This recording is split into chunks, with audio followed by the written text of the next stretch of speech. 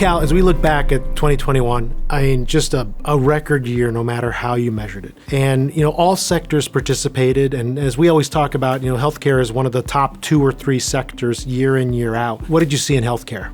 So $600 billion worth of activity last year in healthcare, which I think is a record over the last decade. We saw good activity really across all the sub-verticals, in particular biopharma, which tends to be an outlier. About 50% of the volume came from biopharma, but medtech and services also played an important role, each doing about a quarter of the overall volume. There are many sectors where we see a high correlation between sustainable growth and the implied multiple where companies are trading, whether it be in the public markets or whether it be from an M&A transaction perspective. I mean, how are you seeing that in healthcare? It's a critical driver. Everybody's really focused on sustainable, durable, top-line growth. Just take, for example, a transaction that we did very recently. We sold a company called LS&E, which is a portfolio company of Primera. We sold that for $1.5 billion to PCI, and there's no doubt that that company is going to have a very positive impact on PCI's top line.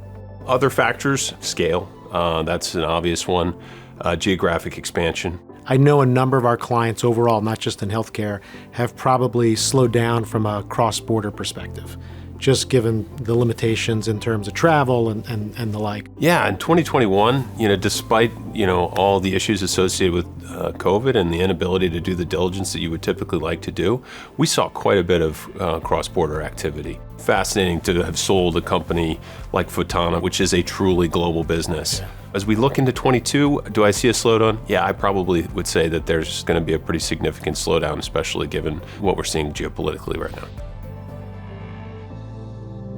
Certainly we see a lot of activity. Healthcare obviously touches a lot of different places, but in IT in particular, we see a lot of consolidation. Yeah. When we think of biopharma, it's really about the therapeutic category.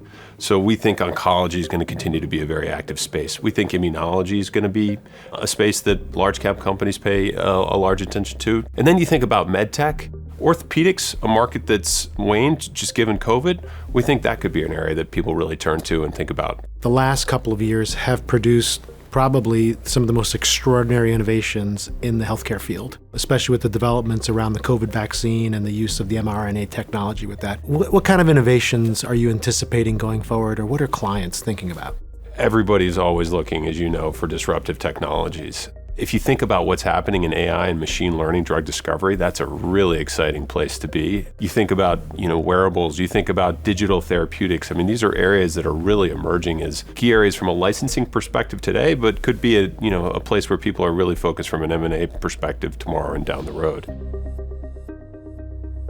We're obviously very bullish on the prospects for M&A and deal volume going forward, but anything specific to healthcare that you think about that could cause us to have a different view going forward?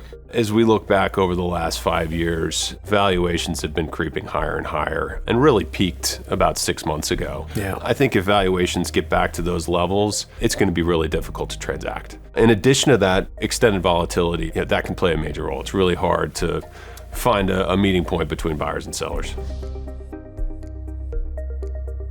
There's a large wave of patents that are coming due in the sort of 2 to 5 years plus out. And just curious, as you talk to clients that are, in that wave, what they're looking to do to kind of replace that revenue. What's going to happen? We're going to enter the M&A game, and we're going to see quite a bit of activity as people look to bolster not only pipelines, but commercial portfolios. If you had to sum it up in a few words, Cal, how would you think about 2022? I think with the capital markets being relatively quiet, we're spending a lot of our time right now with management teams and boards looking at strategic transactions. So what do I think plays out? I think you're going to see a big wave of M&A as we move to the back half of 2022. This content is based on information available at the time it was recorded and is for informational purposes only. It is not an offer to buy or sell or a solicitation, and no recommendations are implied.